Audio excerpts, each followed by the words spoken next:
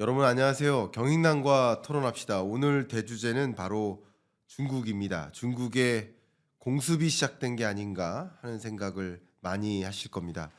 트럼프가 굉장히 강하게 드라이브를 걸고 있는데 중국도 그것에 질세라 맞불을 지피고 있습니다. 중국 전문가로 꼽히시는 분이시죠? 박승찬 교수님 모셨습니다. 안녕하십니까? 반갑습니다. 네, 너무나 잘 알고 계시겠지만 네. 그래도 처음 저희 채널 맞습니다. 출연하셨으니까 인사 한번 부탁드리겠습니다. 경남 우리 구독자 여러분 반갑습니다. 저는 근데 교수님한테 좀 하고 싶은 말이 왜 지금 불러주셨을까?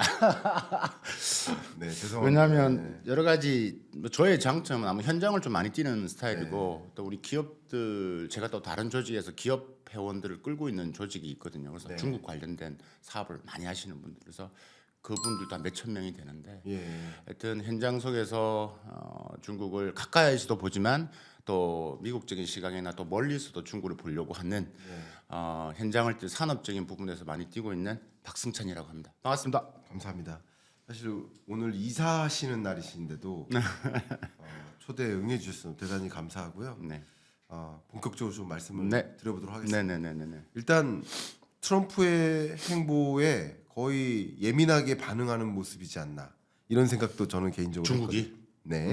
그래서 트럼프가 취임사 할 때 빅테크 기업들 수장들을 앞에 세워놓고 이렇게 했는데 혹시 이번에 시진핑이 이 빅테크 기업들 중국 빅테크 기업들 수장들을 다 불러 모았단 말이에요. 이 모습들이 약간 예민하게 대응하는 모습이지 않나 이렇게 전 들여다보는데 이런 모습을 어떻게 보셨어요? 일단 그 빅테크에 부른 것은 이제 2월 달이고 네. 1월 20일 취임할 때는 이제 그때는 아니었고 네. 그 이번에 수장 그 우리가 할 때 취임식 날 1월 20일 날 뭐가 있냐면 바로 딥시크 R1이 발표가 맞아요. 되고 예. 네. 그래서 더 난리가 난 거죠. 네. 예. 그러고 나서 바로 그날 오후에 리창 총리가 그 우리가 말하는 양원펑이라는 딥시크 CEO들이 만났죠. 네네. 총리가 만났습니다. 그래서 이제 그걸 보면서 야 이게 뭐냐 그랬을 때 저는 이제 개인적으로 칼럼에도 이야기했지만 매우 만들어진 각본이다. 네. 예. 그래서 그 교수님 말씀하신 대로 매우 의식하는 게 맞다. 왜 하필 1월 20일 날 트럼프 취임식 날 네. 그 아론이라는 딥시크를 발표를 하고 또 양원펑이라는 사람이 감춰져 있다. 그때 그 사진 한 장 같이 회의석상의 모습이 세상에 알려지게 된 거죠. 네. 그래서 매우 의도적으로 만들어진 작품이다. 그리고 이제 신비 주석이 이제 6년 3개월 만에 이제 우리가 말하는 빅테크 기업들 뭐 화웨이라든가 그다음에 뭐 여러분 잘 아시는 뭐 샤오미라든가 지금 뭐 딥시크라든가 걸 다 불러서 미팅을 했죠. 그러니까 이런 것 자체가 다 미국을 견제하고 의도하는 그래서 만들어진 봐라라는 의미가 있다. 네. 그래서 교수님 말씀에 100% 동의를 하고요. 네. 하고 지금 중국 내부는 거의 모든 게 미국에 타겟팅 되어 있다 이렇게 보시면 됩니다. 예. 네. 그러니까 모든 정책이 뭐 지금 뭐 외교부 장관이 어디를 가든 뭐를 가든 다 그 속내에 그 뿌리는 네. 그냥 미국이다 보시면 됩니다. 그러니까 중국이 거의 미국만 뚫어지게 바라보고 있다. 지금 미국 예. 그쵸 지금 미중 관계 부분들을 뭐 제가 여러 방송에서 말을 했지만 거의 미중 관계는 이제부터 시작이고요. 예, 이제 더 본격화될 것 같고 거기에 대해서 중국도 지금 뭐 거의 뭐 A부터 Z까지 준비를 다 지금 하고 있는 것 같고 제가 많은 공무원들도 만나보고 제가 이제 중국 청와대를 졸업을 기술 경영을 했고 네. 그다음에 뭐 제가 대사관에서 뭐 중국 통상 뭐 경제를 계속 연구하고 현장을 보면서 많은 또 채널이 있지 않겠습니까? 여러 채널을 취합해서 보면 예. 모두 정책이 진짜 미국이 있다. 그다음에 지금 이걸 가지고 또 시진핑 주석은 자기의 또 사연임까지도 연결고리를 만드는 여기 매우 복잡한 또 함수가 있습니다. 네네. 여기 함수가 있기 때문에 이거 차차 또 그러네요. 이야기- 예, 예. 그러니까 사연임을 위해서는 중국 입장에서는 이렇게 성장률이 예를 들면 뭐 4%대, 3%대로 내려오는 것을 방어해야 되는데 방어하기 위한 어떤 액션도 빅테크를 통한 그런 움직임인 것 같다라고 총평을 일단 해볼 수 있겠네요. 그렇죠. 그러니까 테크 기업들 성장이나 중국의 첨단 산업 그다음에 중국 GDP에서 이 첨단 산업이 갖고 있는 비중을 계속 올리려고 그러죠. 중국에서 나오는 용어 중에 하나가 고품질 발전이라는 게 있어요. 여러분들이 중국 기사를 보면 이거 용어가 좀 어려운 게 많거든요. 네네. 그러니까 고품질 발전이라는 의미는 과거에 중국에 있는 전통 제조 산업의 발전 방향을 바꾸려고 체질을 바꾸려고 하죠. 근데 그 시간이 걸려요. 그러니까 지금은 그 시간에서 좀 여러 가지의 딜레마가 많아요. 그래서 지금 부동산도 힘들고 뭐 아까 제가 말씀드렸지만 시진핑 주석이 이번 6년 3개월 만에 만났다고 했죠. 민영 기업들. 네. 6년 3개월 전에는 주 핵심 아젠다가 부동산이었어요. 예. 예. 그래서 어쨌든 부동산 비중을 이번에도 양회 때 아마 나올 건데 부동산 여전히 중요하지만 계속 고품질 발전을 계속 그 단어가 갈 거예요. 그거는 체질을 바꾸겠다. 그래서 첨단 산업 키우겠다라는 말씀 드리고 사연님 아까 제가 말씀을 드렸는데 사연님은 왜 중요하냐면 미국이 중국을 때리는 것은 시진핑 입장에서는 어떻게 보면 두 가지의 의미가 있어요. 한편으로는 고마워. 자꾸 때리면 때릴수록 뭘 집약해 할 수 있잖아. 네. 내가 이걸 극복할 수 있어. 네. 그러니까 나는 사연님을 해야 되는 명분이 만들어지는 거예요. 그러네요. 예, 명분이 만들어지는 거예요. 야, 저렇게 때리는데 야, 우리가 이렇게 똘똘 뭉쳐야 되잖냐. 네. 그러니까 일단은 14억을 하나로 묶는 게 중요해. 그러니까 이제 그건 한편은 고마워. 네. 다른 한편으로는 힘들지 경제가. 중국은 5% 성장을 해야 되는데 네. 수출이 힘든 상태라면 이게 이제 버거워질 수밖에 없는 거죠. 그러니까 이 두 가지를 보면서 여러 가지로 지금 이제 버텨야 되고 견뎌 나가야 되고. 그러니까 전반적으로 이번에 딥시크 나오고 또 제가 여러 테크 기업들을 만나보고 현장을 만나보고 방문하고 인터뷰하고 이렇게 보면 네. 제가 항상 말씀드리지만 항상 우리가 보는 것보다 빠릅니다. 그게 중국 체제의 특성이에요. 네. 중앙에서 나오면 지방에서 KPI가 매우 명확해요. 그래서 뭐 이런 부분에서 많은 분들은 야, 그거 다 조작 아니야 이렇게 말할 수 있습니다. 부분이 조작이 있겠지만 조작으로 보면 중국의 성장이 안 보입니다. 중국의 변화가 안 보입니다. 네. 제가 기업들 대기업 CEO도 강의도 많이 하거든요. 네네. 이름만 대면 아시는 많은 분 있기 때문에 우리나라 재벌 10위 안에 들어가는 분들 그분들 만나서 나오는 핵심은 뭐냐면 도대체 지난 5년 동안 중국에 무슨 일이 있었던 거야. 코로나 때문에 못 갔어. 뭐 하다 보니까 뭐 우리 반중전서 못 갔어. 근데 가보니까 이건 뭐지? 예, 예. 그러니까 이건 제 이야기가 아니고 그분들의 말이에요. 자, 그러면 제가 도대체 중국에 5년 동안 무슨 일이 있었는지를 제가 가보고 만났던 걸 풀어드리겠습니다. 이렇게 강의를 시작하거든요. 네. 그러니까 이게 딥시크는 저 입장에서는 매우 뭐라고 해야 되나? 그냥 뭐 예상했던 거였어요. 네, 네. 이상하지도 않아요. 네. 근데 세상이 난리예요. 왜 이리 난리지? 네. 나올 거라 생각했었는데. 정말 말씀하신 대로 너무 좀 의미심장하고요. 특히 오히려 한편에서는 고맙다라는 이 표현도 좀 참 일리가 있는 것 같습니다. 예를 들면 우리나라도 참 안타깝지만 너무 이렇게 갈등이 이렇게 고조됐지 않습니까? 이런 국면에 오히려 뭔가 이 예를 들어서 우리 양떼라고 해보면 양떼가 막 서로 그 안에서 조직 내에서 막 갈등해요. 근데 예를 들면 같이 싸워서 이겨내야 될 늑대가 나타나면 아마 오히려 똥돌 뭉치는 계기가 될 수도 있지 않을까. 그러니까 바로 그겁니다. 물론 늑대가 나타나면 양떼들은 힘들어요. 경제적으로는 부담이 돼요. 그러나 부담이 되지만 그래도 똘똘 뭉치는 데는 문화적으로 정치적으로는 똘똘 뭉치는 데는 도움이 될 수 있겠다. 그러니까 사연임을 준비하는 시진핑으로서는 그런 면에서는 한층 명분이 되는 거죠. 그렇죠. 그런 해석이 참 의미심장합니다. 네, 그 예. 다른 분들은 뭐 이건 누가 이야기한 것도 그건 제가 이렇게 그렇죠. 이렇게 분석을 하려고 하는 거기 때문에 그 속내는 분명히 그럴 거다. 아, 그러니까 제가 좋아하는 게 하는 게 뭐냐면 제가 미국에서도 오랫동안 미국이 중국을 앞으로 어떻게 때릴 것이냐를 하기 위해서 미국에서도 오래 있었고 했는데 제가 하고는 것은 도대체 속내가 뭐냐, 중국이 뭘 하려고 하는 거지. 예, 그걸 가지고 분석을 하고 우리나라가 어떻게 되고 우리 산업이 어떤 식으로 가야 되고 우리 기업이 어떻게 생존해야 되냐를 계속 하는 것도 제 일이기 때문에. 네. 그러면 전 네. 이 부분에 먼저 포커스를 두고 양회 이야기를 좀 해보도록 네, 하겠습니다. 네. 포커스 두고 싶은 게 이겁니다. 중국 입장에서는 한때 정점이 14%대 성장을 하다가 성장률이 이제 5%마저 깨지고 그리고 올해는 뭐 IMF 전망 기준으로는 4%대 중반 정도를 전망하고 있죠. 물론 중국 입장에서는 성장률 목표치를 제시했고 그게 이제 5% 정도 되는 그런 모습이라고 볼 수 있겠습니다. 근데 어쨌든 중국의 국영제와 신경제를 구분했을 때 이제 국영제 측면은 도저히 뭐 유동성을 퍼부어도 이게 회복세가 전혀 나타나지 않는 부동산 시장이 그런 모습을 보이고 있고 뭔가 경제적으로 도약을 하긴 해야 되는데 분명 트럼프의 압박이 무섭긴 무서울 겁니다. 이번에 관세를 또 추가 10%를 보고 그러니까 기존 관세율에 10% 추가 관세를 이미 발표했는데 거기서 또 추가 관세 10%를 지금 발표한 거예요. 네. 그럼 이런 상황에서 추가적인 하방 압력을 받으면 안 되고 뭔가 도약하기 위한 준비를 해야 되고 경제적인 측면. 경제적인 측면은 분명 압박인 겁니다. 그렇죠. 그러나 정치적으로 보면 오히려 고마운 측면도 있다. 이렇게 말씀하시기에 전 통찰력이 있다고 저는 평가가 됩니다. 그러면 이제 시진핑의 속내는 양회를 통해서 특히 뭔가의 대대적인 발표를 할 거예요. 두 가지 시나리오 아니겠습니까? 하나는 깨갱하거나 화해하겠다.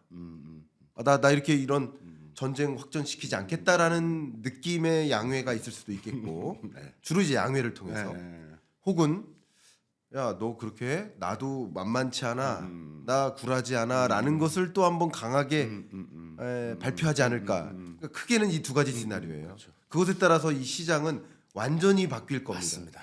그래서 어떻게 보십니까? 일단 큰 골자로.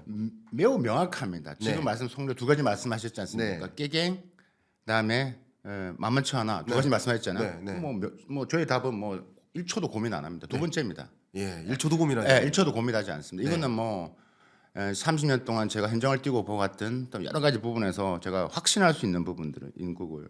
지금 이미 작년에 중앙정치국 회의라는 것은 서열 1위부터 20, 뭐 우리가 한 5, 60위까지만 모이는 네. 중국을 이끌어가는 사람. 거기 자체가 일단 동일 원칙을 이야기했어요. 네, 네. 너 이렇게 하면 나도 이렇게, 너도 이렇게 하면 나도 이렇게 똑같이 가겠다는 겁니다. 그러니까 시진핑이 속내가 이제 깨갱깽하면 이건 명분이 안 쓰는 겁니다. 그러니까 전혀 의미가 없기 때문에 동일 원칙을 가지고 한다라고 한데 하지만 양회 때도 이제 하겠지만 절대 양회 때 미국이라는 말은 안 나옵니다. 그러니까 누가 보더라도 미국을 향한 정책이고 어투고 그 숨어 있는 함의가 다 그렇다라고 보시는 게 맞고 네. 그러면 근데 두 번째 아까 만만치 않아 진짜 만만치 않고요. 근데 만만치 않은데 그 고통이 많다고요. 아까 올해 만약에 수출이 작년 2024년도 같은 경우 중국 GDP의 수출이 엄청 역할을 했어요. 한 30% 이상을 했어요. 예. 소비가 안 되는 부분에서. 근데 올해는 그 수출이 끝까지 안 될 것 같거든요. 그러면 답은 이제 뭐 차차 얘기했지만 이제 결국은 이제 중국이 이제 인프라 투자를 하든가 이제 소비를 키워야 되는데 이런 상태에서 중국의 속내는 그래도 이제 미국가 계속 이 메시지를 던지겠죠. 그래서 이제 우리 둘이 싸우면 예, 너나 나나 다 안 좋다. 또 세계 영향이 크다. 그래서 우리는 싸우지 말고 교촉 같이 하자. 이런 메시지를 던질 거기 때문에 하겠지만 근데 뭐 트럼프 입장 그렇게 안 할 거고 트럼프는 확연하게 이제 뭐 역할 분담 내가 세계 넘버원이라는 것을 네가 인정을 해야 된다. 우리는 인정을 못 하겠다. 제가 역사 좀 돌아가 볼게요. 2013년 트럼프 시진핑 주석이 처음에 당선되고 미국을 갔을 때 그때 오바마 대통령을 만났어요. 네. 그때 시진핑 주석이 뭐라고 했냐면 태평양이 이렇게 넓은데 좀 나눠가지고 혼자 관리하기 힘드시죠. 오바마 야 이게 뭐지? 지금 뭐 하자는 거야 지금? 그게 신형 대국 관계. 야 그거 넓은데 혼자 하기 힘드니까 내가 같이 나눠 좀 역할을 하자. 그러니까 이제 그때부터 이미 그때부터 이제 미중의 전략 경쟁은 예견되었던 거고 그게 더 심화되는 거고 그게 오바마 있을 때 하고 그 다음에 트럼프 1.0일 때 우리가 아는 미중 전략 경쟁이 시작된 거였거든요. 그렇죠. 네. 그래서 이제 말씀하신 질문에 대해서 답변은 만만치 않다. 그래서 저는 트럼프 2.0에서 미중 관계는 더 심화될 거다. 예. 그러니까 이제 지금 보시는 건 그냥 잔잔한 물결이라고 보시면 돼요. 네. 더 심한 파도가 몰려. 그럼 대한민국 준비되어 있냐 이거지. 그렇기 때문에 교수님 역할이 매우 중요하시고요. 아닙니다. 예. 그러니까 이런 부분에서 저도 교수님한테 저는 그렇게 생각합니다. 저는 트럼프 2.0이 더 미중과 더 심할 거로 보는데 우리 교수님은 어떻게 보는지 저는 그것도 사실 궁금하긴 한데 왜냐하면 저랑 의견을 달리하신 분도 있거든요. 네네. 화해할 가능성이 있다. 뭐 이렇게 말씀하신 전문가 있는데 저는 그렇게 생각합니다. 우리 질문 주셔서 감사하고요. 네. 저도 의견을 드려보면 일단 아까 1초도 고민하지 않는다고 하셨는데 제 느낌상 한 3초는 고민하실 것 같은데 맞습니까? 예. 예, 교수님의 속내는 제가 3초로 농담스럽게 말씀드렸고요. 저도 좀 고민을 저는 해봅니다만 지금까지의 중국의 행보를 좀 정리해 보면 1기 때도 2기 때도 지금까지의 중국의 행보는 미국을 넘어서는 공격은 하지 않았다. 맞아요. 저는 그렇게 봅니다. 그러니까 예를 들어서 미국이 100을 때리면 중국도 100을 때리지 미국이 100을 때릴 때 중국이 105를 때리지 않았다. 지금까지는 그래요. 그래서 맞는 말이에요. 맞는 말입니까? 네. 그러면 저 의견을 드려보면 미국이 이제 기존 관세가 약 20에서 21% 정도 부과하고 있었는데 대중국. 근데 거기에 이제 10% 부과하기로 했고 추가 부과하기로 발표는 한 거예요, 그죠? 발언을 한 겁니다. 자, 근데 여기서 관세를 이렇게 추가 보복하겠다고 했을 때 그러면 시진핑은, 그럼 중국은, 그러면 그에 상응하는 수준의 이게 상호 관세 개념이죠. 상응하는 수준의 보복 관세 조치를 단행할 뿐. 그 이상의 다 뭔가를 조치를 하지는 않고 부담스럽다. 이 부분인데 저희 의견은 그러니까 이제 시진핑 아니 트럼프 입장에선 고민스러울 거예요. 관세를 세게 내가 더 세게 때릴 거야 이렇게 했는데 똑같은 수준의 공격만 온다면 트럼프 입장에서는 속내가 세게 드라이브를 걸려고 할 겁니다. 그런데 만약에 이제 소위 이런 거죠. 짱과 부짱이 대결하면 우리 초등학교 보면 이제 아이들이 맞아요. 싸우잖아요. 저도 싸우면서 컸지만 짱과 부짱이 싸우면 서로 사실은 안 싸우려고 해요. 왜냐하면 이길진 몰라도 많이 맞거든요. 그러니까 미국 입장에서도 분명 세게 드라이브를 걸고 싶지만 얘가 어떻게 나올지가 궁금한 거예요. 깨갱해주면 싸움이 안 나겠지만 근데 저는 이런 생각합니다. 미국 입장에서 걱정하는 중국이 갖고 있는 카드 지금 수준에서 저는 이제 두 개로 요약이 되는데 관세 이외의 어떤 카드 그 두 개로 요약한다면 하나가 국채 미국 국채 지금 추세적으로는 팔고 있는데 나 더 팔 거야. 그럼 국채 금리 올라가고요. 그러면 트럼프가 하고자 하는 그 방향성이 원했던 방향대로 안 갑니다. 그리고 역시 미국 경제 흔들릴 것이고요. 첫 번째, 국채를 대량 매각하거나 하는 것은 미국 입장에서 굉장히 큰 고충일 염려될 만한 사안이라 생각하고요. 두 번째는 역시 히토류. 우리가 예상하고 있다시피 히토류 시장 점유율이 엄청 높고 뭐 저 히토류에 대해서 더 이상 반복하지 않겠습니다만 히토리 없으면 우리 GDP 거의 0에 가깝게 떨어질 겁니다. 거의. 그러니까 미국도 마찬가지. 방위 산업, 반도체 계획했던 거 다 그냥 제로화 될 겁니다. 첨단 제조를 못하죠. 그렇죠. 네. 그런 관점에서 이 두 가지 카드를 갖고 있기 때문에 내가 더 세게 때릴래도 세게 때리지 못하는 그런 상황이지 않나 생각을 하는데 네네. 근데 어떻게 보십니까? 제가 반론을 좀 해볼까요? 네네네. 네. 그 동의하고요. 네. 제가 아까 말씀드렸던 시진핑은 어쨌든 미국과 좋게 지내야 돼요. 네. 중국 경제 성장률의 5%가 가진 함의가 매우 커요. 어쨌든. 예. 근데 그걸 하기 위해서는 결국 미국이 필요해요. 그럼 시장은 힘들다 하지만 수출은 해야 되는 거기 때문에 네. 여전히 줄었다 하지만 중국 2023년도 기준으로 했을 때 중국 전체 수출에 미국이 차지하는 비중이 여전히 16% 정도 됩니다. 네. 이게 많이 줄은 겁니다. 예. 그래서 여전히 있기 때문에 하고. 근데 그래서 계속 미국과의 관계를 어쨌든 간에 지금 자기들도 압니다. 미국과의 붙어서 안 된다는 걸 압니다. 그러니까 좋게 가야죠. 그래서 아까 짱과 부짱의 마표는 역시 제가 김관훈 교수님은 대단하다고 많이 느낀 게 이 비유가 완전히 뭐 끝내줍니다. 왜냐 그러면 예. 짱이 이기려고도 이기지만 부짱도 대단하기 때문에 짱도 맞아요. 그런데 짱도 맞으면 내가 맞으면서 할 이유가 있느냐? 예. 안 한다는 거지. 미국도 영향이 크다는 거지. 그러니까 미국도 손실이 크기 때문에 이 트럼프가 하냐 안 한다는 거죠. 네. 그렇기 때문에 그래서 시진핑 중국의 속내는 원칙만 간다. 그냥 때리면 대응하는 간다. 근데 우리가 앞서서는 절대 안 한다. 우리의 스탠스는 기본적으로 야 너랑 나랑 사이좋게 지내야 세계 평화가 있어. 계속 이런 스탠스죠. 하려고 합니다. 근데 이거 때려? 뭐 계속 그가 맞춰서만 합니다. 아까 말할 때 100 때리면 100만 때리고 예. 100일은 절대 안 갑니다. 그래서 적한 편입니다. 근데 이걸 가지고 하는 이유가 또 하면서 중국은 새를 봅니다. 왜냐하면 지금 트럼프 2.0에서 지금 제일 기분 좋은 사람은 시진핑일 겁니다. 오 좋아 지금 전 세계를 나누고 있어. 힘들지? 내 편으로 와. 내가 대신 이야기해줄게. 뭐 유럽도 마찬가지겠지만 특히 뭐냐면 아프리카, 남미. 그러니까 우리가 말하는 글로벌 사우스 국가들.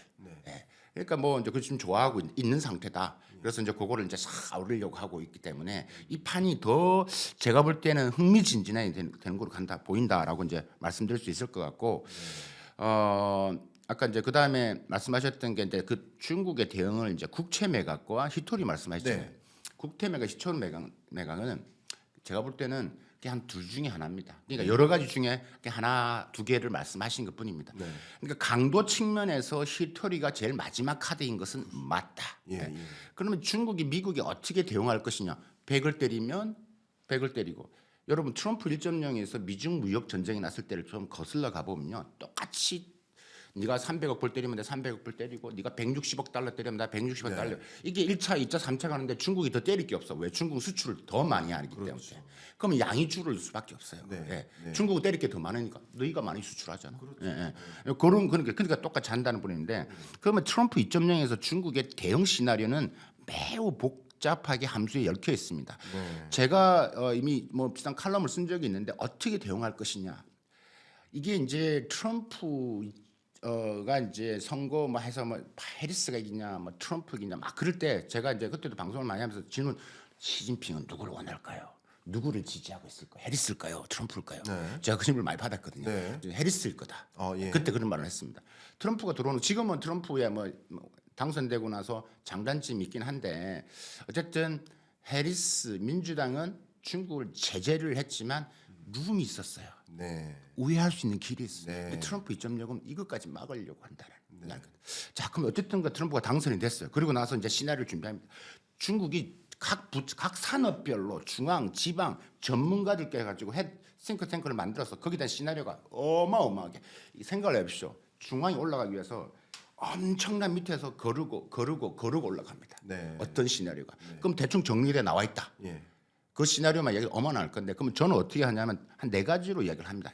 그게 이제 말하는 여론전, 뭐 그다음 심리전, 법률전, 그다음에 금융전 이렇게 저는 이제 좀 이렇게 구분을 한다. 우리 시청자분들을 위해서 좀 설명을 한다면 너무 좋습니다. 이 심리전은 뭐냐면 이런 거죠. 이제 압박을 하는 거죠.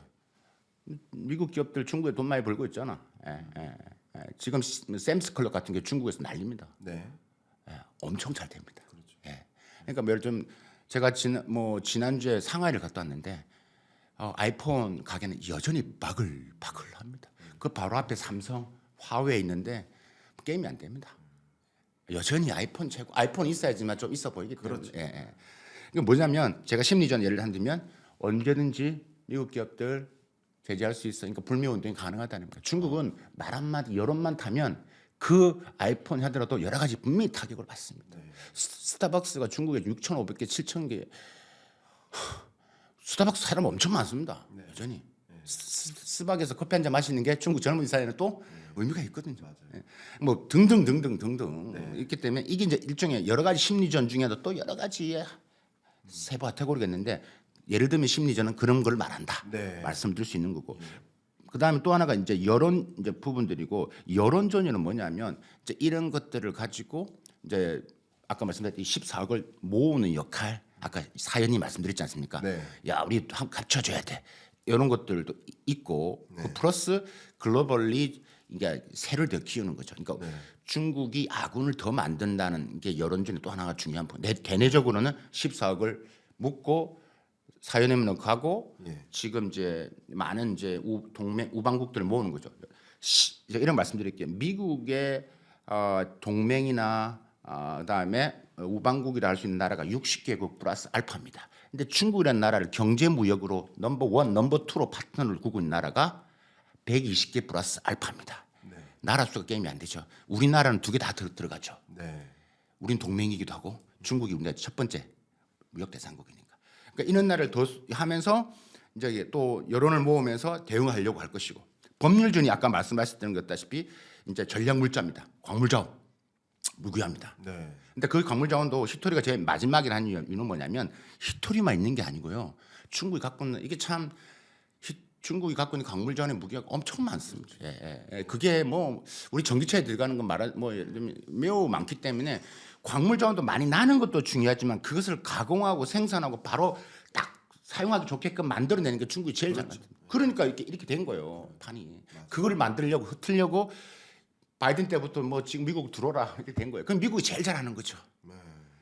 그게 예를 들면 이제 이게 법률전이란 이름으로 다 이제 들어가는 거고요. 네. 금융전이 뭐냐면 아까 국채 매각, 그 다음에 또 하나가 뭐 예를 든다면 뭐 위안화 평가 절하, 그만큼 관세를 높이면 평가 절하를 시키는 거죠. 근데 그걸 할 것이냐. 또 하나가 이제 비트코인이죠. 네. 미국의 친 비트코인, 친 가상화폐에서 중국은 반 가상화폐거든요. 네. 이 스탠스가 어떻게? 이게 이제 기본적으로 지금 중국이 지금 꿈꾸고 힘들 뭐 가능성은 낮지만. 중국이 계속 지금 세를 메우고 브릭스 플러스라는 이 국가 그러니까 이런 체계도 마찬가지겠지만 다 탈달러, 탈미국 막 이런 식의 말은 지금 계속 모으고 있거든요. 위안화 국제화를 엄청 하려고 한다고. 그래서 여러 가지 이런 측면에서 중국 입장에서는 저는 그런 가능성은 보입니다. 지금은 반 가상화폐지만 어느 정도의 스탠스가 완화될 가능성, 그것도 하나의 카드로서 사용하고 있다라는 걸 말씀을 드리고 국채 매각, 그러니까 등등등등 그러니까 있기 때문에 그 중에 두 가지를 말씀하시는데 강도를 제일 높이 따지라면 히토르가 근데 그거는 마지막 하기 때문에 최악의. 왜냐하면 그렇죠. 그거는 또 거의 원자폭탄이죠. 전쟁으로 좀 치면. 보려고 하는 거겠죠. 잘 보려고 하고 이제 거기에 지금 말씀드린 게 제가 조금만 말씀드린 건데 거기에 따라서 이 카드 던져. 이 카드 던져. 이래 되는 겁니다. 그러니까 거기에 따라서 이제 되는 거죠. 그러니까 지금 우리가 생각했던 제가 말씀드렸던 여론전, 심리전, 법률전, 금융전이 그때마다 카드가 튀어나올 겁니다. 그러니까 그건 아직 시작도 안 했다. 그러니까 앞으로 이제 교수님하고 저랑 이제 더 많이 보면서 하면 더 흥미진진해질 겁니다. 저는 마치 이 설명을 너무 잘해 주셔가지고 그림 그려지듯이 영화 보듯이 이렇게 저한테 전달이 되는 것 같아서 우리 구독자 여러분들 굉장히 좋으실 거라고 생각이 합니다. 말씀 주셨던 부분을 제가 몇 가지만 정리를 하고 그리고 또 추가적인 질문 드릴게요. 이건 제 의견이 아니고 정리를 한번 해드리면 한 가지 일단 바이든 행정부 혹은 해리스 행정부였다면 트럼프와 다를 것은 바이든 해리스는 다소 비관세 장벽이었어요. 가장 대표적인 게 IRA 칩스법. 그러니까 관세가 아닌 다른 무기를 이용했던 거예요. 근데 이런 관세가 아닌 다른 무기는 우회할 여지가 있는 거예요. 이 법을 우회할 여지가 있는 거예요. 근데 관세는 우회할 여지가 없어요. 그러니까 관세에 더 민감하게 반응할 수 있으니까 상대적으로 해리스를 원했다라고 이제 평가를 해주시는 것 같습니다. 그 부분 저도 굉장히 강하게 공감하고요. 두 번째 말씀 주셨던 부분이 미국은 중국으로부터 수입하는 물량이 뭐 세계 미국 입장에서는 최대 무역 적자를 일으키는 국가니까 그 무역 적자를 일으키는 그 부분에 대한 관세, 그러니까 중국의 대미 수출액에 대한 관세를 부과하면 그것으로서 제재가 다 가능한 거예요. 근데 중국 입장에서는 미국의 무역 흑자국이니까 똑같이 관세 전쟁을 매길 만한 대상이 없는 거죠, 상대적으로. 그러니까 다른 카드들을 더 구상하는 것이고 특히 교수님께서 명확하게 정리해 주신 네 가지 분야에 걸친 카드들을 가지고 그에 맞대응하는 그런 것들을 고민하고 있다. 이렇게 정리가 될 것 같습니다. 그러면 이제 정말 본질적으로 우리가 궁금한 양회입니다. 양회에서 어떤 핵폭탄을 내던질 것인지 이게 궁금한데 어쨌든 맞불 정도는 짚힐 거라는 거잖아요. 트럼프가 이렇게 드라이브 걸면 나도 같은 수준의 맞불은 짚힐 것이다. 이렇게 양회에서 어떤 선언을 할 것인지가 가장 우리가 주목되는 영역인데 어떻게 보십니까? 이 양해에서 이게 많은 얘기가 나와요. 그러니까 정말 양해가 여러분 아시겠지만 중국의 가장 큰 정치 행사예요. 그래서 이제 그러니까 처음 먼저 시작하는 게 우리가 정협이라고 하죠. 그 국정자문기구. 그래서 뭐 근데 이것도 다 이미 시나리오가 정해져 있다. 이미 그건 이제 공산당이 가고자 하는 방향에서 3월 그러니까 예를 들면 3월 5일 날 요번에 양회가 그러니까 전인대가 열리는 거고요. 그다음에 3월 4일 날 정협이 열리는 거거든요. 그러니까 그래서 우리가 관심을 가지는 건 결국은 이제 전인대거든요. 양회는 두 가지를 이야기하는 겁니다. 그러니까 정협과 전인대. 그래서 정협은 국정자문기구로서 그냥 자문 역할, 별로 의미는 없다. 그러니까 우리의 관심은 지금 3월 5일 날 지금 하는 지금 이제 우리가 총리가 그러니까 정부 업무 보고를 이제 오전에 합니다. 여기에 60분을 하든 70분을 하든 뭐 하여튼 어떤 이야기가 나오냐. 그러니까 여기에도 미국 이야기는 안 나올 겁니다. 주로 이제 핵심은 불확실성, 대외 환경이 악화되었다. 이 말이 그 말인 거죠. 네네. 자, 그럼 어떻게 나올 것이냐? 거기에 많은 내용이 담겨 있는데 미국이 생각하는 그 어떤 내용이 뭐냐면 일단은 뭐 미국뿐만 전 세계 관심을 갖고 있는 것은 중국의 올해 경제 성장률을 몇 %를 제시할 것이냐. 그러니까 공식적으로 나온다. 근데 저는 이미 그 1월 달, 6월 달 특히 1월 말에 제가 칼럼에 말씀을 드렸는데 이미 지방 양회를 통해서 총리가 이야기할 2025년도 경제 성장률을 저는 뭐 정확한 이야기를 제가 왜냐하면 그건 데이터를 분석을 하는 거기 때문에 거기도 5% 내외로 발표를 할 것 같다. 라고 말씀을 드릴 수 있는 것 같고 하고 그러면 이제 그 미국적인 측면에서 관심을 갖는 건 그게 이제 어떻게 경제 성장률 부분에서는 약간 뭐 경제 성장 부분도 관심을 갖겠죠. 그다음에 재정 적자율도 이제 좀 높일 거고. 그러니까 중국 경제가 좀 잘 하고는 있지만 여전히 힘들다. 근데 올해 힘들다는 것은 지방 양회 데이터를 보더라도 작년에 지방 양회 데이터 목표치보다 좀 내려가 있어요. 그러니까 지방 정부도 좀 힘들다는 것을 데이터를 보고 알 수 있어요. 근데 어쨌든 그걸 포함해서 한 5%는 내외로 발표될 것 같고 미국은 그런 경제 성장을 보면서 어떻게 올릴까라는 것도 보겠죠. 그러면 그 올리는 방향성이 결국은 이제 뭐냐면 우리가 이야기했던 테크 산업, 그러니까 딥시크에 대한부터 AI, 뭐 양자 정보 이런 테크 산업에 대한 투자를 더 많이 할 것. 이것도 이제 미국 유심히 보는 거기 때문에 이 분야에 대한 것을 아마 제시를 할 겁니다. 여러분 최근에 이제 양회 있기 전에 총리가 중국 이동 3사를 다 방문했어요. 그러니까 주석이 빅테크 빌려 모아서 6년 3개월 만에 만나서 야 엄청 힘을 실어줬어요. 그리고 총리가 양회 전에 중국 이동통신, 뭐 차이나텔레콤, 차이나유니콘 방문했어요. 의미가 뭐냐? 이미 시그널이 그러니까 중국의 넘버 1, 2가 움직이는 것은 동선은 이미 계산되어 있는 거예요. 어떤 이야기가 나올 것인지를. 그러면 그 이야기는 그럼 뭐냐면 5G는 이미 기지국을 다 했는데 6G까지 이미 이야기하게 돼 있고 6G에 대한 투자 금액이라든지 이 6G는 왜 중요하고 왜 중요하냐면 이게 결국은 국방 기술로 갑니다. 그러면 미국이 제일 관심 있는 것은 뭐냐면 아까 경제도 있지만 올해 국방비를 얼마 올릴 건데 저희 하이라이트의 관심은 중국이 전년 계속 3년째 계속 전년 대비 7% 정도 올리고 있는데 올해도 올려? 그러면 미국은 어떻게 생각하냐면 이 국방비로 근데 지금 저거는 전체적으로 예산할 때 미국은 천조국이라는데 국방비 차이가 그래도 많이 따라왔거든요. 지금 세계 1등과 2등의 국방비는 밑에하고 게임이 안 돼요. 예. 근데 뭐 미국 1등인데 차이가 많이 좁히고 있는데 그래도 여전히 미국이 많은데 미국은 어떻게 보냐면 저거 허스잖아.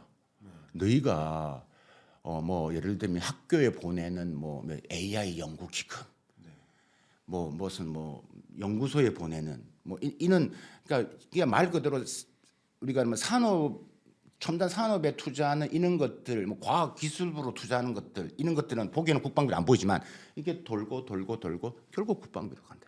그 목적은 결국 국방비라고 보는 거거든요. 그렇게 따지면 미국의 국방비 때 매우 차이가 좁혀진다.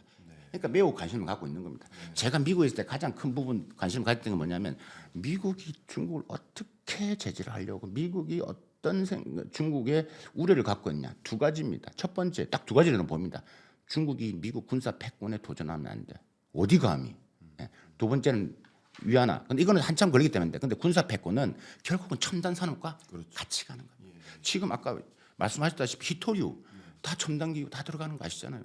그거 뭐 우리가 뭐 미사일뿐만 아니라 모든 지금 첨단 들어가기 때문에 이게 이제 아마 제일 관심 있게 볼 겁니다. 과학 기술. 그러니까 R&D만 보기에는 그냥 과학 기술 R&D예요. 근데 그게 과학 기술 R&D지만 그게 다 말씀드렸잖아요. 돌고 다 국방으로 들어간다. 그러니까 이제 이게 이제 미국은 이제 되는 거죠. 그러니까 지금 지금 세계 경찰관이 미국의 이제 이런 부분 입장에서는 이게 지금 중국의 우려가 큰 거죠. 그래서 트럼프 입장에서도 뭐 지금 요번에 혹시 기사를 보셨나 모르겠지만 미국에서 인터뷰를 하는데 기자가 물었어요. 타이완 중국이 타이완 무력 침공에 대한 뭐 이런 이야기가 좀 나오고 있는데 어떻게 생각하십니까? 그러니까 트럼프가 노 코멘트 하겠다. 나는 시진핑하고 친하고 싶다. 이게 지금 나온 거거든요. 그 함의가 매우 큰 거예요. 그래서 우리가 여러분 단순히 이것만 보시면 안 되고 매우 지금 상황이 복잡해 있다. 그렇게 말씀드릴 수 있을 것 같고 양에서는 뭐 경제 부분에서도 좀 여러 가지 그만 부동산 이야기도 나올 거고 여러 가지가 나올 겁니다. 그런데 말씀만 드리면 양의 경제적인 측면 좀 말씀을 드리면 일단 부동산 부분은 계속 그러니까 중국은 이제 이미 중국 정부가 부동산 리스크를 이미 인식을 했고 지방 부채 이야기했기 때문에 올해 이제 특별 목적금에서 지방 부채 어느 정도 풀 것인지에 대한 방향이 윤곽이 나올 거고 그다음에 부동산 부분도 이미 이제 뭐 오랫동안 해왔기 때문에 새로운 뭐 부동산 유동성을 푸는 것에 대해서는 매우 제한적이다. 하겠지만 중요한 것은 사람들이 신뢰를 안 한다고. 부동산 지금 아니라고 보기 때문에 내 자산이 이미 줄어든 상태 부동산은 쉽지 않다. 그래서 부동산도 나온다. 이번에도 정책에 나옵니다. 분명히 나오지만 뭐 이걸 가지고 부동산이 좋아질 것이나 그렇게 기대하시면 안 된다. 그럼 중국 정부가 할 수 있는 건 뭐냐면 어쨌든가 주가 부양을 하기 위한 여러 가지의 시그널을 던질 겁니다. 양해 끝나고 또 각 부처별로 또 여러 가지 간담회를 하거든요. 뭐 발표를 인터뷰도 하고. 둘 중에 하나는 원래 사람들이 소비를 할 거 아니에요. 2025년도 미국의 수출도 지금 더 안 될 판에 지금 할 수 있는 건 사람 소비를 끌어야 되는데 사람들은 이렇게 이야기하죠. 아니 내가 재산이 부동산 안 떨어지고 주가 좋을 때 10억 있었는데 지금 뭐 부동산 뭐 저렇게 되고 뭐 지금 뭐 주가 떨어지고 내 지금 자산이 5억밖에 안 되는데 당신 같으면 소비하겠어요? 한국 세 번 올 거 한 번 갈까 말까인데 그러면 하나라도 올려줘야 돼. 그러니까 그는 여러 가지의 시그널이 나올 것이다. 너무 좋습니다. 자, 그럼 지금 말씀 속에서 제가 중국 경제를 들여다볼 때 이런 생각을 하게 됐습니다. 자, 의견을 한번 드려보면요. 중국 경제 성장률을 놓고 저는 이제 작년에도 재작년에도 이런 의견을 드렸어요. 중국 경제가 망한 게 아니다. 중국 경제가 뭐 끝났다, 망했다, 뭐 이런 이야기를 하시는 분들께 저는 성장률이 어쨌든 GDP가 세계 2위국이고 그 거대한 GDP를 가지고 5%를 성장하는데 그걸 어떻게 끝났다고 보는가? 근데 중국의 경제를 여러 부문별로 뜯어보면 망해가는 모습처럼 보이는 것들은 있죠.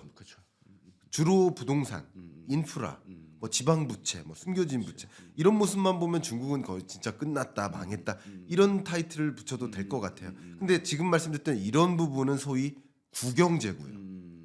그래서 신경제를 논하면 세계를 위협하기까지 하고 있지 않습니까? 예를 들어서 뭐 독일 같은 자동차 강국도 지금 폭스바겐 공장 문 닫고 있고 AI도 오히려 미국을 압도하는 게 아닌가 하는 긴장감을 지금 갖고도 있고 뭐 AI 자동차, 2차 전지, 전기차뿐만 아니라 재생에너지나 로보틱스나 안면인식 기술은 뭐 범접할 수가 없죠, 다른 나라들이.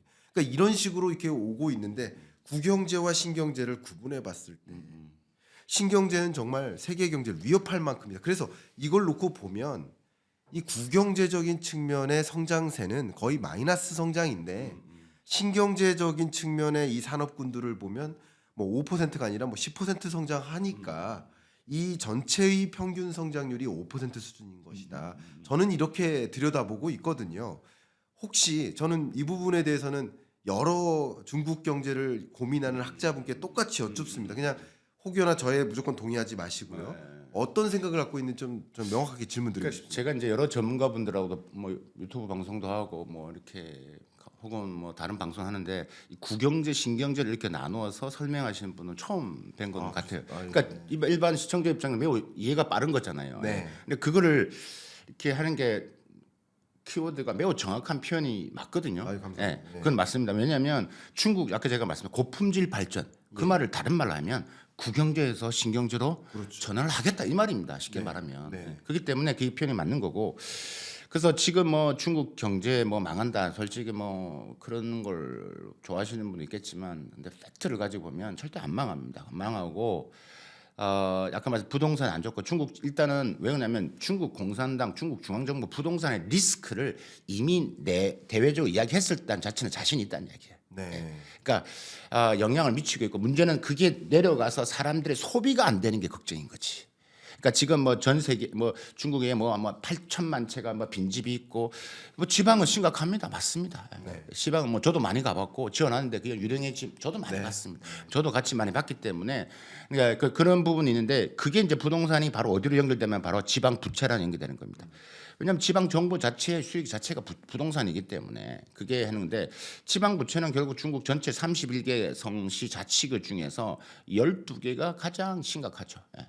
근데 12개가 중국 전체 성장률을 흔드느냐 안 그렇다는 거죠.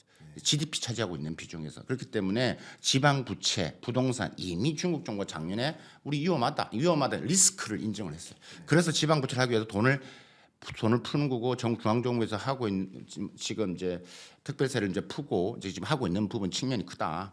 그렇게 이제 말씀을 드릴 수 있을 것 같고 이게 지금 있는데 그러면 이제 또 하나가 이제 그러면 이걸 하기 위해서 이제 중국이 이제 고정자산 투자를 하는데 투자의 데이터를 쭉 보시면 부동산은 여전히 마이너스 10%뭐 이렇게 됩니다. 근데 다른 걸 보면 여기 이게 투자의 방향성은 그러니까 구경제 제가 비출 때 돈을 이제 경제 성장 올리려면 우리가 3대 요소 있다면 순수출이 있을 것이고 투자가 있을 것이고 내수 소비가 있는데 지금 순수출은 이제 오래 힘들 것 같아. 이걸 대체하려면 소비를 키워야 돼. 그럼 소비가 지금 힘들어. 그러니까 아까 주식 이야기를 제가 아까 올려야 되는 말씀을 드린 거고. 그럼 투자인데 우리가 중국이 예전에 구경제에서 중국 경제를 뭐라고 그러냐면 콘크리트 경제를 했어요. 안 되면 그냥 돈 풀어서 뚝딱뚝딱 쌓아 올리는 거예요. 도로 닦고. 근데 이게 구경제하고 지금은 다른 게 그 돈이 국영지에 들어가는 돈과 신경전에 들어가는 비중을 따지라면 제가 볼 때 한 4대 6, 3대 7 정도. 그러니까 고속철도 깔고 중국이 땅이 크니까 고속철도도 계속 만들어야 되고 그다음에 고속도로만 이런 우리가 말하는 뚝딱뚝딱이 여전히 한 30%. 신경제 70%. 그러면 이게 인프라 그러면 다른 중국에서 뭐라 하냐면 신형 인프라는 말을 해요. 5G 기지국, 데이터 센터, 요번에 미국이 스타게이트 한다는 게 AI 인프라 까는 거거든요. 그러면 중국은 지금 깔려 있지만 더 깔겠다. 돈을 더 푸는 겁니다. 그러니까 신경제에 대한 인프라 깔다. 그래서 뭐 저는 지금 이렇게 좀 정리를 해서 설명드리면 될 것 같고 교수님이 분석하신 이런 부분 맞고요. 국영제도 여전히 중간 중요하다. 그래서 지금 중국 정부 입장에서는 약간의 딜레마가 있는 게 뭐냐면 국영제에 연결되어 있는 아주 많은 서민들이 있다. 지금 민영기업들이 문을 닫고 어려움이 있단 말이에요. 그럼 이런 것들 그로 인해서 중국의 고령화되고 저출산으로 인해서 인구는 자꾸 줄어들 것이고 이런 딜레마 일자리가 예를 들면 중국이 자동화 엄청나거든요. 지금 웬만한 데는 뭐 탁구 연습하는 것도 선수들 그냥 로봇이 탁구 대신해주고 다 하고 있고요. 장난 아닙니다. 그럼 일자리 어떻게 일자리? 그 일자리는 중국 정부 입장은 힘들죠. 그러니까 지금은 성장을 위해서 감내해라. 그러니까 이게 분명히 시진핑 정부의 어려움으로 작용할 겁니다. 이런 어려움 분명히 있다. 그래서 국영제를 어느 정도 조금 주면서 올라가야 되는데 요 국영제 신규 넘어가는 요 과도기 속에서 분명히 불협화음이 일어날 가능성 배제할 수 없다. 그러면요. 너무 명확하게 설명해 주셔서 감사하고요. 교수님 말씀과 뭐 저의 생각을 좀 결부지으면 중국이 약간 부동산은 어쩌면 신뢰를 이미 잃었고 다소 포기하는 느낌이고 그리고 증시는 포기 못한다. 부동산은 신뢰를 잃었지만 증시 부양, 그러니까 어쩌면 구경제적인 측면은 부동산과 관련돼요. 부채와 관련돼요.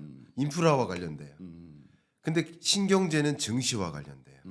그 증시를 띄워놓으면 자기 자본금이 확충되니까 말씀하신 중국판 스타게이트를 건설한다든가 인프라 산업을 유도한다든가 그리고 이제 특히 아까 말씀하신 3대 7까지로 비유를 하셨으니까 중국 경제의 저성장 고착화를 방어할 수도 있는 거예요. 그런 측면으로 지금 양회는 결국 성장 방정식을 바꾸지 않을까 하는 생각이 들어요. 예를 들면 이런 겁니다. 그 전에도 저는 예전에 이제 현대경제연구원에 있을 때 이 중국 경제 그때 한참 도약한다고 하면서 신창타이라는 단어가 유행했었습니다. 맞습니다. 혹시 실례가 안 된다면 맞습니다. 좀 발음으로 한번 말씀 부탁드려도 될까요? 신창타이. 신창타이를 그때 선언하고 제가 이게 정확한 기억이 날지 모르겠지만 그때 신창타이가 하나가 이제 수출 중심이 아니라 내수 중심으로 가자. 두 번째가 저부가 가치가 아니라 이제 고부가 가치로 가자. 그리고 그냥 단순한 제조업 중심이 아니라 서비스업 중심으로 이런 식으로 도약을 그림을 그렸었는데 이번 양회는 더군다나 트럼프의 강한 이런 관세 정책이나 이런 드라이브에 의식해서 우리 구조를 바꾸자. 그리고 아마도 말씀하신 대로 순수출은 상당히 기회가 없으니 내수 신규 투자 그리고 내수 활성화로 가야 되는데 그건 오로지 증시밖에 없다. 그러니까 어쩌면 경제의 성장 방정식 구조를 바꾸는데 더 주안점을 두는 이런 어떤 인사이트를 우리가 도출할 수 있지 않을까 생각을 좀 해보고 제 의견을 조금만 말씀드리면 말씀하신 용어를 좀 제 입장에 조금만 좀 바꿔볼게요. 네, 예. 네. 부동산은 신뢰를 잃었다. 뭐 이런 표현은 조금 아닌 것 같고 네. 시간이 걸린다. 이렇게 받는 게 맞는 네, 것 같고 여전히 부동산은 네. 중국인들이 가장 믿는 겁니다. 근데 그거를 꺾어버리면 안 됩니다. 아, 그래서 부동산을 키우는데 이게 이미 이 상흔 효과라고 하는데 네. 이미 상처가 깊기 때문에 이 상처가 코로나 3년 있을 때문에 이게 좀 지나가야 됩니다. 그래서 계속 중국 정부 돈도 풀지만 정책을 계속 풀고 있는 겁니다. 근데 이게 좀 회복이 필요하다. 그래서 신뢰를 일단보다는 부동산이 좀 올라오기까지 시간이 좀 걸린다라는 걸 말씀드릴 수 있을 것 같고, 그다음에 순수출은 기회가 없다. 이것도 좀 저는 뭐 다르게 보는 게 뭐냐면 중국이 미국 수출이 줄어드는데 아까 말씀드린 다른 아세안에 대한 수출, 네. 남미 이런 데는 계속 늘어났습니다. 그렇죠. 네. 그러니까 이제 수출을 여전히 수출이 안 되면 민영 경제 이 시진핑 주석이 빅테크 기업들을 만났다고 아까 말씀했는데 사실 이 제목이 뭐냐면 그 간담회가 민영 기업 간담회입니다. 중국의 민영 기업 수가 얼마나 될 것 같습니까? 중국 민영 기업 수가 3,500만 개가 넘습니다. 중국 기업의 뭐 사실 이건 보수적으로 잡은 거고요. 중국 기업의 90% 이상의 차이입니다. 중국 GDP의 60%, 중국 일자리의 80%, 중국 혁신의 65%를 차지하는 게 민영 기업입니다. 민영이 안 살면 안 되는 거죠. 그래서 그거는 테크 기업이든 힘을 실어주는 데 있지만 다른 이번에 뭐 드러나지 않는 많은 민영 기업들한테 힘을 실어주겠다는 거. 이번에 양회 때 뭐가 보이냐면 민영 경제 촉진법이라는 게 아마 나올 겁니다. 이번 양회 때. 요거 매우 중요합니다. 예. 뭐가 나오냐면 야 불필요하게 뭐 세금 걷고 이런 것들 지방 정부 잘 들어라. 이런 것들 절대 이제 하는 거 하지 마라. 그러니까 새로운 법안이 나옵니다. 양회는 법을 전인대는 우리의 국회입니다. 법을 통과하는 곳입니다. 그렇죠. 예. 거기에 민영경제 촉진법이 나올 겁니다. 그럼 그 시그널이 있기 때문에 제가 왜 순수출에서 제가 이까지 쫙 확장을 시키냐면 예. 수출은 민영 기업들의 역할이 큽니다. 지금 제가 뭐 몇 달 전에 출간한 알테시톡의 공습이라는 책에도 있지만 여전히 지금 중국에 있는 그 섹터들 저렴하게 만들어서 수출하는 부분에서는 차지하기 크기 때문에 순수출도 계속 해야 됩니다. 그 대신 미국이 힘든 거지 아세안 지금 뭐 알리테무신 여전히 지금 확대를 하고 우리나라 계속 들어오고 있잖아요. 이 때문에 기회가 없다보다는 중국은 미국의 볼륨을 줄이고 아세안, 남미, 아프리카, 유럽까지 그럼 계속 이렇게 할 겁니다. 그렇기 때문에 비중은 줄어들겠지만 중국 수출을 위한 부분들을 계속 뭐 키워 나가는 것은 뭐 어쩔 수가 없다. 네, 중요한 의견도 주신 것 같습니다. 그러니까 수출 규모가 줄어드는 걸 받아들이지 않고 수출 구조를 바꿀 것이다. 수출 대상국 구조가 맞습니다. 미국이 아닌 다른 대상국을 중심으로 아세안 그렇죠. 수출을 늘려 나갈 것이다. 이렇게 들여다볼 수 있을 것 같습니다. 제가 몸부림치는 거죠. 네, 그렇죠. 중국은 몸부림을 친다라는 말씀. 수출 확대를 위해서. 네네, 좋습니다. 그러면 중국 경제를 들여다볼 때 마지막 그 대주제가 중국이 어디까지 세계를 공습해 나갈 것인가인데 특히 이 부분은 한국 입장에서 더 집중을 해볼게요. 왜냐하면 일단 책 제목도 뭐 알리테무 시인 알테시 토계 공습. 그죠. 알테시 토계 공습이니까 이들의 공습도 사실 어쩌면 유통망을 이제 차지해 나가는 것이고 한 가지가 그리고 자동차도 우리 경제에서 굉장히 중요한 산업 섹터인데 그죠?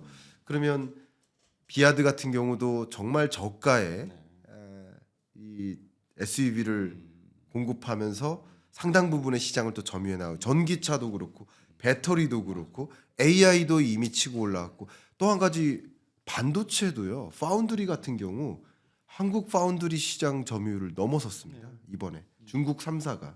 그러니까 정말 모든 것을 지금 세계를 공습하다시피 하고 있는데 이런 행보를 어떻게 예의주시하고 계십니까? 이게 사실 제가 알테시 때 공수 말씀드렸지만 제가 한 3년 전인가요? 제가 쓴 책 중에 하나가 미중간 기술 패권을 이야기하면서 중국이 어떤 식으로 기술 자립을 할 것이냐라는 더 차이나라는 책에서 이미 이런 이야기를 많이 했었습니다. 네. 이게 올 거라고 얘기했는데 사람들이 잘 안 믿었죠. 그래서 딥시크 나왔을 때 저는 전혀 이상하지가 않았다고. 네. 그래서 이야기하는 게 제2의 제3의 딥시크를 보셔야 된다. 네. 그때마다 이럴 거냐고. 네. 준비 안 하고 안 된다고요. 그래서 나무를 보지 말고 숲을 보라고. 어떤 식으로 이루는 것을 만들어내는지 생태계를 보시는 게 매우 중요하다. 지금 이런 뭐 우리가 차이나 테크의 공습 이런 말도 많이 하거든요. 그렇죠. 이게 지금 우리나라 지금 특히 최근에 너무 많이 들립니다. 그죠? 비아디 말씀하셨고 AI 이런 것들의 공습이 더 심화될 것으로 보고 뭐 지금 반도체 아까 말씀하셨는데 이미 뭐 반도체 우리나라 국내인 전문가분들이 뭐 반도체 부분이나 역량이나 이런 부분에서 우리를 추월했다 이런 말까지도 지금 최근에 기사가 나오셔서 충격을 많이 받으셨을 건데 사실 저는 뭐 이런 반도체를 제외한 나머지 우리 제조 역량에서 우리가 지금 이대로 간다라면 우리가 얼마나 버틸 수 있을까라고 저는 보는 사람 중에 한 사람입니다. 이 부분에서 매우 논란이 크고 토론을 할 논의가 있습니다. 저는 어떤 분들하고 이런 토론할 의향이 있습니다. 제가 이런 말 하는 이유는 뭐냐면 제가 아까 방송 서두에도 말씀드렸다시피 우리 대기업 뭐 예를 들면 배터리를 만드는 양극재 같은 경우는 이 전구체라는 게 들어갑니다. 그 전구체를 만드는데 우리나라는 한 100명 이상이 해야 한 10만 톤을 만듭니다. 근데 중국은 한 30명이면 만듭니다. 이건 제 이야기가 아니라 그 업에 종사하시는 우리 대기업의 부회장님, 제가 말씀하면 딱 방송하신 분은 아실 겁니다. 제가 들으신 분은 아실 겁니다. 누군지. 그만큼 이 제조업이 매우 뛰어나다는 거예요. 그렇기 때문에 우리는 선택과 집중이 좀 필요하다라고 그냥 보고요. 선택과 집중이 필요하고 왜냐하면 여러 가지 조건상 안 좋은 게 많습니다. 지금 중국의 AI 아까 말씀하셨는데 중국의 AI 지금 뭐 있는 과가 AI 관련 과가 중국에 532개 대학에 AI 관련 학과가 있습니다. 532개 대학에 단과 대학만 따지면 한 60개 정도 단과 AI 대학에서 있습니다. 뭐 우리 뭐 비교가 안 되죠. 근데 그 석사 정도 졸업하면 연봉이 뭐 1억 6천 뭐 그래요. 그러니까 제가 인터뷰를 해보면 부모들이 의대를 안 보고 그걸 보내는 이유면 매우 명확하다는 거. 내가 어디를 가야 될지, 얼마를 벌 수 있지가 매우 명확하니까 가는 거예요. 근데 우리가 뭐 이공계 나오면 사실 뭐 기사도 보셨지만 뭐 연대 같은 경우도 뭐 미달 사태 나오고. 걱정이 결국 이 AI나 이런 부분 사람의 싸움이기 때문에 이 부분에서 우리가 어떻게 할 것이냐. 그러면 이 학부모님도 이해가 하거든요. 아니 의대가 명확하니까 돈을 더 많이 벌 수 있으니까 내 자식이. 그러면 확실히 벌 수 있게끔 정부가 생태계를 만들어야 돼요. 이 정부가 심판이 아니라 선수로서 역할을 할 수 있는 부분은 조금 더 다이렉트하게 나와야 돼요. 그런 부분들이 중요하다는 말씀드리고 저는 선택과 집중이 필요하고 교수님이 이 부분에서 또 말씀하신 교수님 보시기에는 저는 모르겠습니다만은 저는 개인적으로 이런 차이나 테크의 공습이 저는 이제 시작인 거고 이걸 누가 만들었다? 미국이 만들었다. 예, 미국 때문에 중국 기술 자립하면 더 빨라지고 있는 거예요. 예, 더 빨라지고 있는 겁니다. 그러니까 그게 더 빨라지니까 더 이제 시진핑 입장에 더 좋은 거라고 볼 수도 있는 건데 제가 볼 때 지난 5년 동안 도대체 무슨 일이 이게 우리 대기업의 회장님, 부회장님 저한테 줬던 퀘스천. 뭐 오늘 방송에서 간단하게 부분만 말씀을 드렸지만 그분들한테 2시간 동안 강의를 하는데 그 대기업 회장 이런 분들이 자리를 안 뜹니다. 얼마나 심각하게 받아들였으면 좋겠습니까? 그만큼 그렇기 때문에 저는 그래서 하는데 교수님은 뭐 또 산업도 많이 보시고 하시니까 이런 차이나 테크를 어떻게 보시는 거 저도 개인적으로 교수님의 생각도 궁금합니다. 저는 그렇게 생각합니다. 예, 말씀 정말 감사하고요. 제가 잠깐 이 말씀 드릴게요. 제가 개인적으로 첫 커리어를 이제 국책연구기관에서 시작을 했어요. 그리고 이제 국책기관들이 지방이전 했었죠. 2010년대 그때 서울에 있고자 그때 이제 현대경제연구원으로 자리를 잡았었습니다. 근데 이제 이런 본격적인 그 커리어를 시작하기 전에 잡을 이제 서칭하는 기간 있잖아요. 그때 한 5개월 정도 키스텝에서 소위 기술 위촉연구원으로 근무를 했었습니다. 그래서 이제 그때 근무하면서 뭐 연구자로서 이제 초임 연구자로서 배워가면서 이렇게 같이 참여했었던 여러 일들이 있는데 기술 평가예요, 기술 평가. 예, 예. 키스텝이 한국과학기술평가원입니다. 근데 바로 엊그저께 키스텝에서 또 매년 나오는 그 보고서인데 그 보고서 마침 엊그저께 나왔습니다. 엊그저께 나왔는데 여러 테크 영역에 있어서 정말 그 AI도 쪼개면 여러 가지 영역이 있거든요. 소프트웨어적인 영역, 하드웨어적인 영역, 뭐 그 부문도 뭐 안면 인식 기술도 있고 뭐 여러 가지 부문들이 있는데 그 여러 영역에 걸쳐서 중국이 한국을 맹추격하는 게 아니라 이미 넘어선 거예요. 대부분의 경우 이미 넘어섰고 이미 넘어선 채 우리는 벌어지고 있어요. 그러니까 저는 그 말씀하셨듯이 도대체 5년 동안 무슨 일이 있었냐. 너무 안타깝게 생각하고 그리고 중국은 말씀하셨던 것처럼 자원이라도 있죠. 소재, 제조력도 있죠. 인구도 있죠. 인구 준다고 하지만 어쨌든 2위 인구국이잖아요. 인구도 있죠. 근데 우리나라는 자원이 있습니까? 노동력이 있습니까? 그러면 이 생산 요소를 봤을 때 뭐가 있습니까? 갖고 있는 유일한 게 기술인데 기술마저 중국한테 뺏겨오고 있는데 요소 생산성이 자꾸 떨어지고. 그렇죠. 요소 생산성도 떨어지고 근데 막 이 와중에 R&D 예산은 깎고 이 와중에 교육 예산 깎고 인재를 키우고 기술 인재 키워서 어떻게 도약할지를 버틸지를 대응할지를 고민해야 되는데 그게 완전히 빠져 있어가지고 제가 너무 속상하고요. 다음 주에 마침 이 주제로 국회 세미나에 가서 강의를 해야 되는데 저는 이제 여야를 논하는 게 아닙니다. 여야를 떠나서 우리나라가 정말 어떤 방향으로 가야 되느냐. 저는 진짜 지금 말씀 1시간 넘게 들으면서 더 속상하고 제가 그런 마음입니다. 네, 제가 예. 지난주에 이제 국회의원 앞에서 강의를 했거든요. 네. 딥시크의 제2의 제3의 딥시크에 주목해라. 그다음에 중국 AI 산업이 어떻게 이렇게 만들어졌는지, 그다음에 우리 대한민국 어떻게 가야 될지. 이런 저도 이제 그때 했는데 그 어떤 뭐 어느 당이든 간에 다 열심히 들으셨고 그때 제가 많은 제언을 했었거든요. 근데 그게 그분들 입장에서는 얼마큼 받아들인지 모르겠습니다. 그냥 단지 드리고 싶은 말씀은 표에 연연하는 것이 아니라 국익이 뭔지를 생각하자. 맞아요. 예. 맞아요.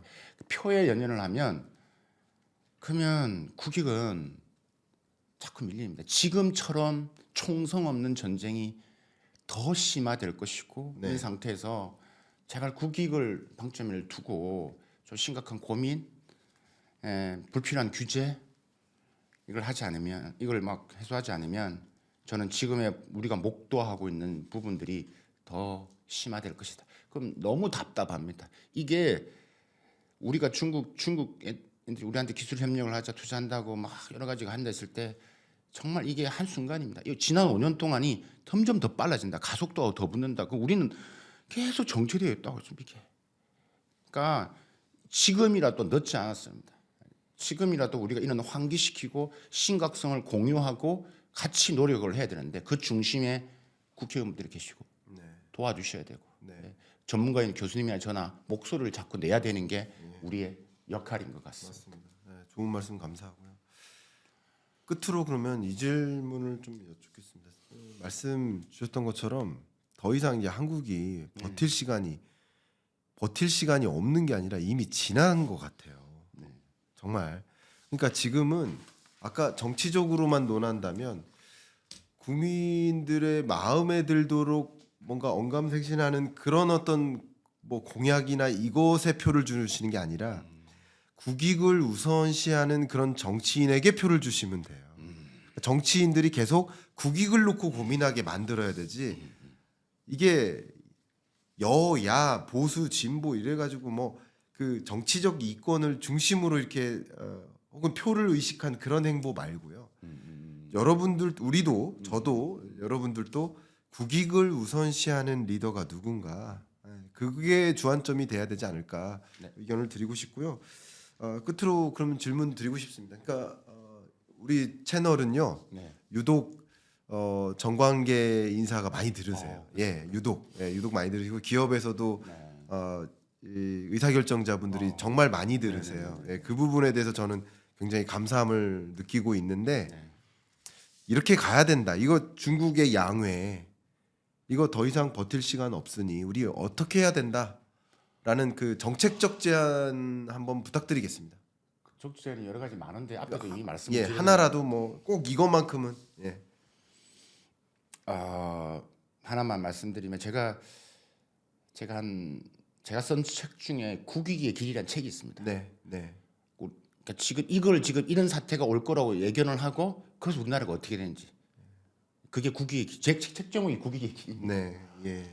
아, 국익의 길이 그게 몇 년도 출간됐습니까? 이거는 제가 2022년도에 아마 네. 나왔을 겁니다. 그래서 그게 국익인데 제가 말씀드리는 교수님이 말씀드렸다시피 제가 앞에서도 말씀드렸다시피 다양한 목소리를 좀 들으셔야 되고 듣고 싶으면 들으신 거면 안 되고 네, 한 가지만 말씀하시라고 하니까 지금에 벌어지고 있는 총성 없는 전쟁은요 정부가 심판만 해서는 절대 이길 수가 없습니다.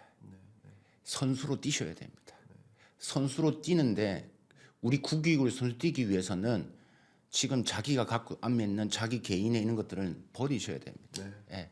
그러면 선수가 뛰려면 같이 뛰려고 하는 많은 산업의 여러 가지 플레이들하고 같이 호흡하면서 뛰지 않으시면 이 급박한 지금 이 변화 속에서 전 세계가 날리고 우리 바로 옆에 있는 중국이 우리가 싫든 좋든 중국이 저렇게 가고 있기 때문에 일단은 알아야 될 거 아니에요. 붙어 싸워서 이기려면 알아야 될 거 아니겠어요.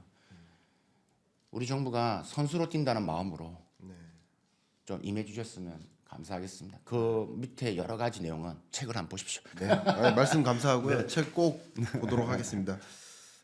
정말 울림 있는 말씀 주셔서 감사하고 오늘 처음 출연해 주셨는데 정말 꼭 귀담이 되는 말씀 남겨주셔서 저도 생각을 많이 하게 됐고요.